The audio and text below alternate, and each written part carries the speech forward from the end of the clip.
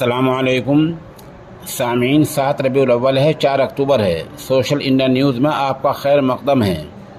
ख़बर का उन्वान है गुजरात में हुए गरबा में हंगामा।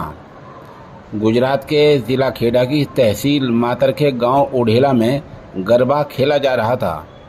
इसी दौरान दूसरे फ़िरक़े के कुछ लोग वहां पहुंचे और गरबा खेल रहे लोगों पर हमला कर दिया, जिसमें 6 औरतें ज़ख्मी हुई हैं, जिनको इलाज के लिए अस्पताल में दाखिल कराया गया है।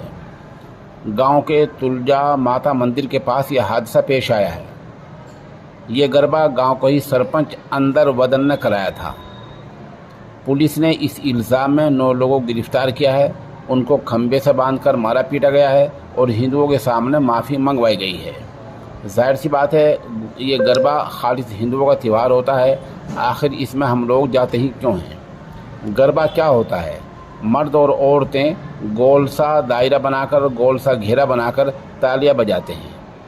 उनका मानना है कि इस ताली बजाने से माँ भवानी जागृत हो जाती है, ऐसा हिंदुओं का मानना है।